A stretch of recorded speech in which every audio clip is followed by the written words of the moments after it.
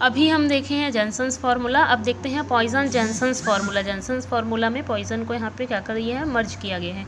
Late F Z B analytic and an open set containing B which center 0 and radius r. Suppose f of 0 is not equals to 0 and sequence ak where k equals to 1 to n be a sequence of non-zero zeros of f on b repeated as multiplicity, and if r की range दी गई है 0 से r, then we have to show that log mod of f of z equals to minus summation k 1 to n log of r square minus ak conjugate into z upon r into z minus ak plus 1 upon 2 pi integration over 2 pi 0 to 2 pi r square minus r square into log of mod f of r e to power iota theta d theta upon r square minus 2 r r cos phi minus theta plus R square.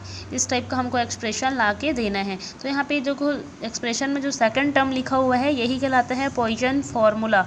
इसको हम अभी आगे proof में भी use करेंगे।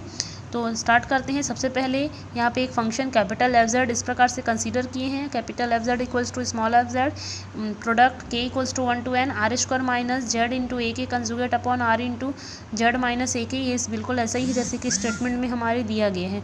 तो यहाँ पे फिर वही बात आ गई जैसे जेनसन्स फार्मूला में था कि स्मॉल एफ जो है स्टेटमेंट में यहाँ पे एनालिटिक दिया गया है, तो इसीलिए कैपिटल एफ भी क्या हो जाएगा, एनालिटिक हो जाएगा।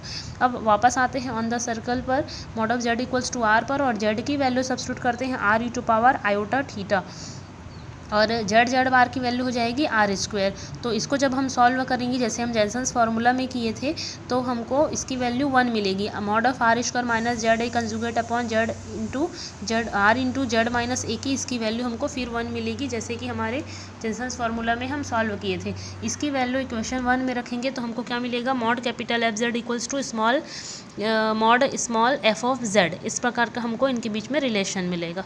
ठीक है, अब यहाँ अब देखे थे हम जेनसन्स फार्मूला में कि log of F of Z भी एनालिटिक होगा। अगर यहाँ पे हम लॉग ले ले तो इसका मतलब है कि इसका जो रियल पार्ट है वो क्या हो जाएगा, हमारा हार्मोनिक हो जाएगा। अब पॉइसन फार्मूला को log of F of Z के लिए अप्लाई करते हैं। तो अभी मैं बताई कि एक्सप्रेशन में जो सेकंड टर्म दिया हुआ है यही है हमारा पॉइसन फार्मूला, तो इसको हमको log of F of Z के लिए अप्लाई करना है। तो जहाँ जहाँ फंक्शन है वहाँ log of F of Z equals to, ये इस प्रकार से पॉइसन फार्मूला यहाँ पे लिखा गया है। यहाँ पे कैपिटल एफ के लिए अप्लाई कर रहे हैं तो दोनों ओर देखो यहाँ पे एफ कैपिटल में है। ठीक है, अब इसको हम क्या करते हैं, इस प्रकार से सॉल्व कर लेते हैं। कैपिटल एफ ऑफ जेड की वैल्यू हमको यहाँ पे मिल रही है इस इक्वेशन में स्मॉल एफ, तो यहाँ पे वैल्यू इसकी सब्स्टिट्यूट कर देते हैं। अब वापस आते हैं इक्वेशन 1 में, और इक्वेशन 1 में वहाँ दोनों ओर मॉड लेकर क्या करते हैं, लॉग को अप्लाई कर देते हैं।